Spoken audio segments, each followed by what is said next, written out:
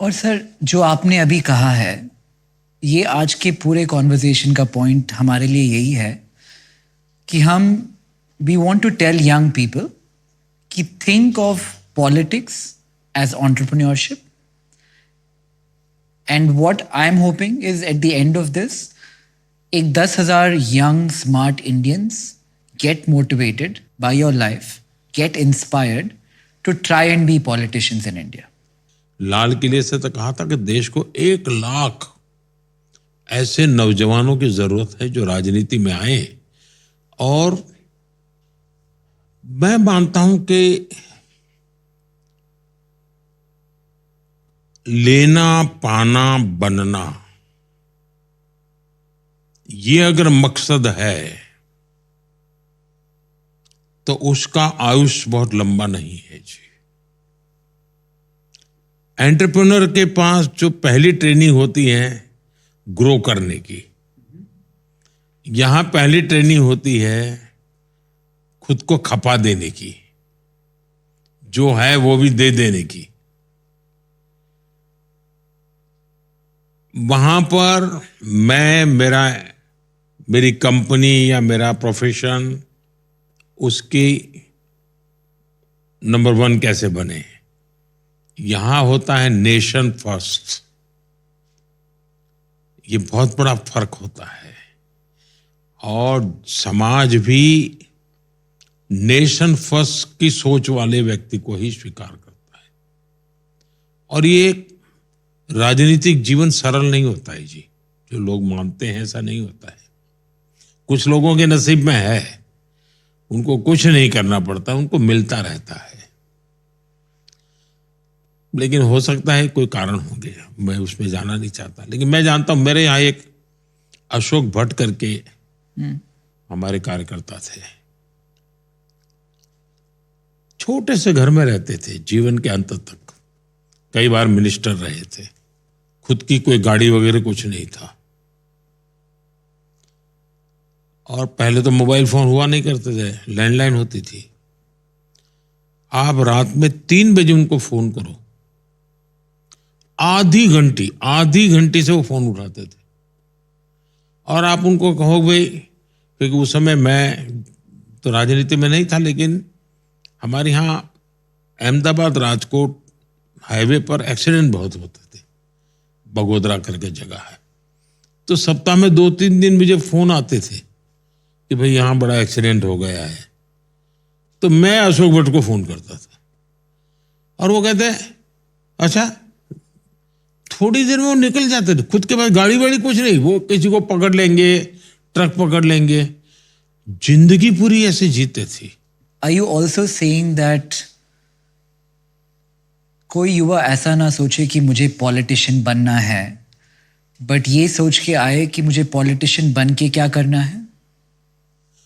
ऐसा है कि वो ज्यादातर लोग पॉलिटिशियन बनना ऐसा नहीं चाहते. वो कहते मुझे एमएलए बनना है, मुझे कॉर्पोरेटर बनना है, मुझे एमपी बनना है. वो एक अलग कैटेगरी है जी. पॉलिटिक्स में आने का मतलब चुनाव लड़ना ही जरूरी थोड़ा है जी. वो तो लोकतंत्र की एक प्रक्रिया है जी कि मौका मिलेगा लड़ लीजिए. काम तो है जन सामान्य के दिलों को जीतना. चुनाव तो बाद में जीते जाते हैं. और जन सामान्य के दिल जीतने के लिए जिंदगी उनके बीच में जीनी पड़ती है जी. जिंदगी को उनके साथ जोड़ना पड़ता है. और ऐसे लोग हैं, आज भी है देश में.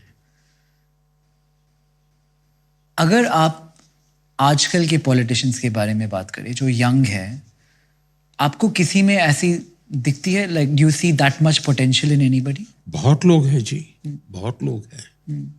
और बिल्कुल खप जाते हैं. दिन रात मेहनत करते हैं. मिशन मूड में काम करते हैं जी.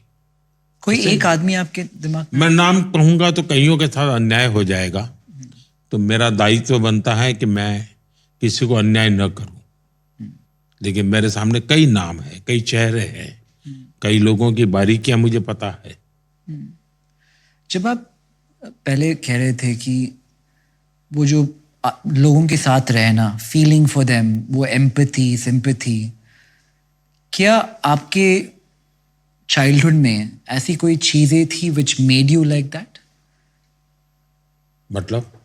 मतलब जैसे आप कह रहे थे कि पॉलिटिशियन जब आप बनना चाहते हैं तो it's not about you, you are secondary. जो लोग हैं जिनके लिए आप पॉलिटिशियन हैं वो पहला बन जाते हैं। आपके चाइल्डहुड में ऐसी कोई चीज थी जिसकी वजह से वो? ऐसा है कि मेरा जीवन मैंने नहीं बनाया है, हालात ने बनाया है। मैं बचपन से जो जिंदगी गुजार करके आया हूं, मैं उसकी गहराई में जाना नहीं चाहता हूं कि अलग मेरा बचपन बीता है,